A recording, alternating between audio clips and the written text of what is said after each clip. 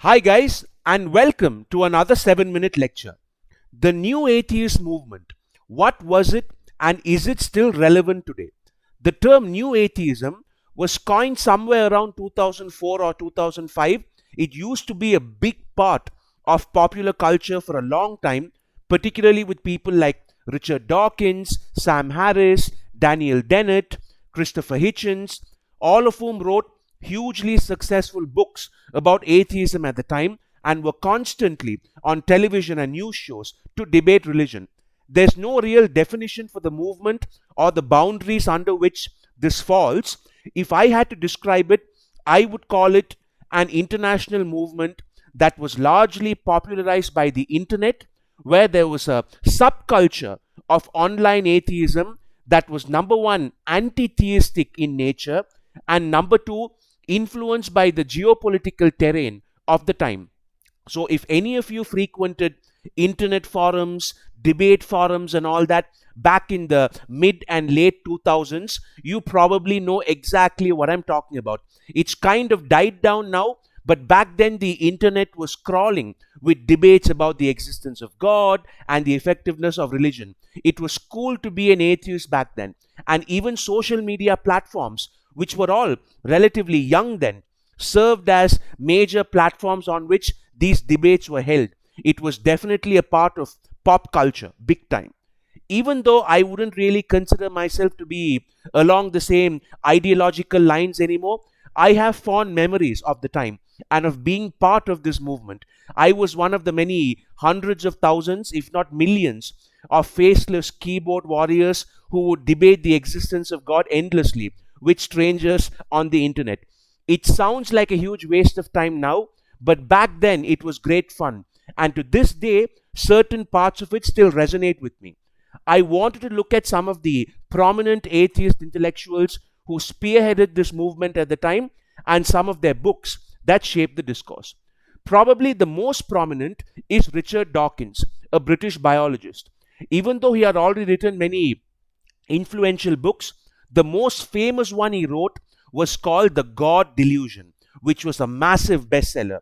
He mostly attacked the idea of religion from an evolutionary point of view, and as an evolutionary biologist himself, that was his specialty.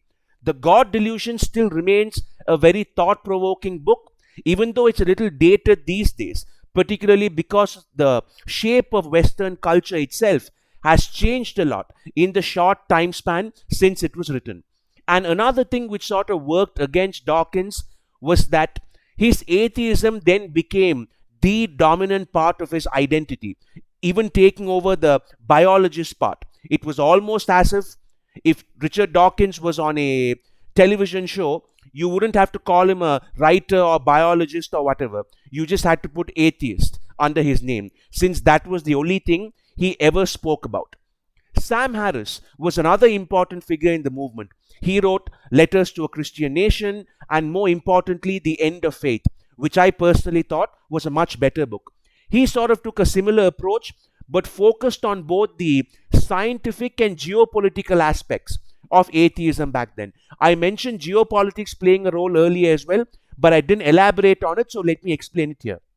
Back then, you had George Bush, who was the president of the United States, who was an open evangelical Christian. And you also had 9/11 and the war on terror, which put the spotlight on Islam in a way that hadn't really happened before, with people in the Western world debating over whether it was a violent religion or one of peace. Harris plugged into all these things a lot. His writing was far more political than that of Dawkins. Sam Harris is still quite prominent today. He still speaks and writes very frequently, although with the sort of fizzling out of the new atheist movement, his popularity isn't near its peak either. Probably the greatest of the lot was Christopher Hitchens, one of the biggest influences in my life, personally and intellectually. He wrote a book called God is Not Great, Why Religion Poisons Everything, which was also a worldwide bestseller. He was easily the best debater of that entire movement, and the scope of his knowledge and his mastery of the English language was just an unstoppable combination. I will do a separate video on him one of these days. Like Harris, Hitchens was far more interested in critiquing religion using politics and history than biology.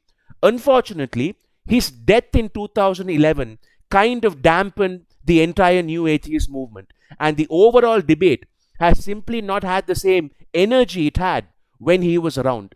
And for a hardcore Hitchens disciple like myself, his role in the atheist movement hurt his legacy a little bit as well, because that's what he became famous for in many circles. Even though Hitchens is one of the greatest thinkers of the 20th century on topics like politics, literature, ideology, class, culture, humor, war, even though he was the greatest polemicist of his time on so many issues, this overshadowed all that.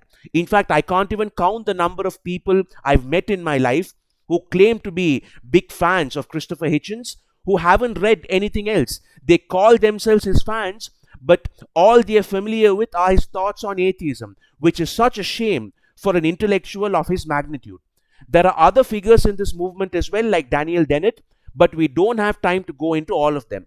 If any of you are interested in this, YouTube is a great resource. And this was part of the formative days of YouTube as well. So many of those old videos and debates are still available on YouTube. The movement has, as I was saying, fizzled out a bit now since the world has changed a lot. In fact, many of the people who seem to be popular with the same demographic now, like Jordan Peterson, for instance, belong to the opposite school of thought. So tell me what you guys think. Did you know something like this even existed? Were you aware of this new atheist movement at the time? If so, what was your position on it? Because as I always say, my following on this channel might be small, but what my subscribers lack in numbers, they make up for in knowledge. So your opinions, as always, are very welcome. If you like content like this, please don't forget to share and subscribe. Thank you, take care, and I'll see you soon.